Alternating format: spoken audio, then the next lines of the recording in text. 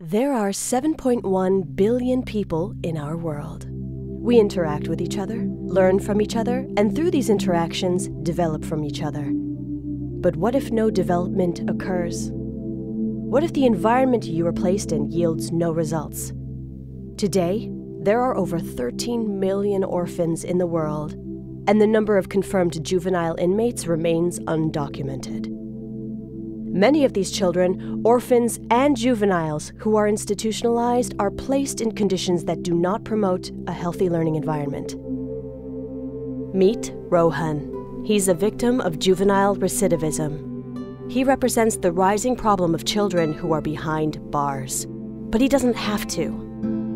In India, most juveniles who are behind bars rarely break the cycle of poverty.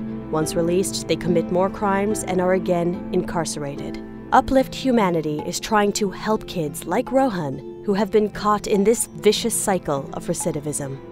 Uplift Humanity is the first American non-profit organization to directly bring Americans to India to work behind bars.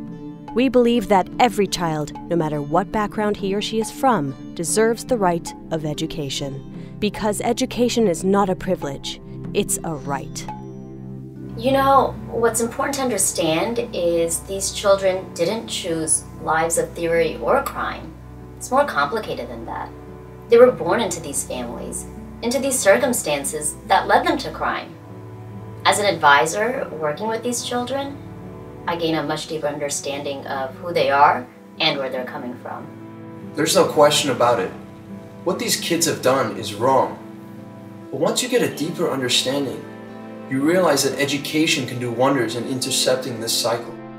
According to India's National Crime Records Bureau, juvenile criminal activity in India has increased over 40% between the years of 2001 and 2009. In fact, more than half the children in trouble with the law come from families whose household income is less than $500 a year.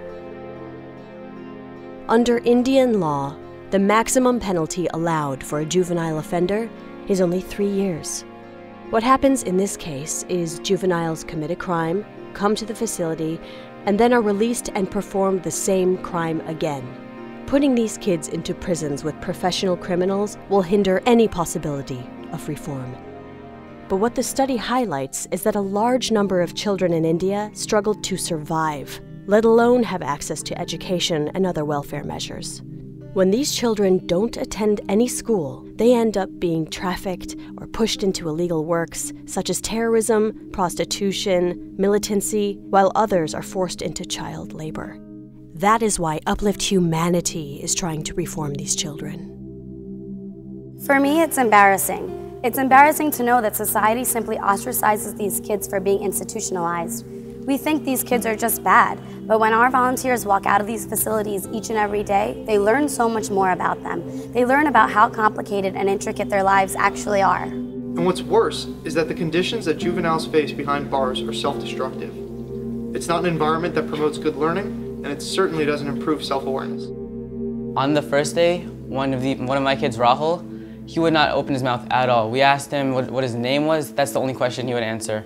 We would ask him other questions like, what do you like? What do you do in your spare time? He wouldn't answer anything. He didn't open his mouth. But as time went on, he started talking, getting more comfortable with us, and that was the greatest feeling ever because he would actually open up to us, and it was great knowing what he was thinking. When children like Rohan learn, it makes a world of difference. It shows that we all have the power to make a change. What Uplift Humanity does is different. Instead of spending money on a cause, it brings talented individuals to help solve the problem. We help these kids identify the problems they're having in their lives, give them skills ranging from anger management to self-esteem improvement. We have a strong focus on character development. Happy.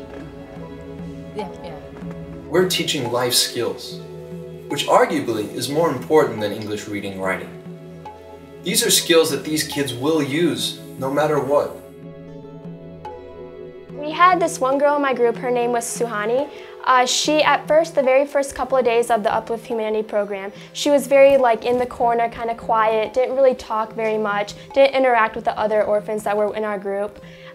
She was, as time went on and the weeks passed, she began to interact more, smile more, laugh more, which is what we are there to do. So it was really touching to see that. Through our programs, we're building safer communities, increasing literacy levels, and developing youth to become well-rounded individuals. Whether you've supported us in the past or not, you are now part of our family. A family that is revolutionizing the way institutionalized youth in India receive education. Welcome to my family. Welcome to my family. Welcome to my family. My name is Janina Gavankar. Welcome to my family.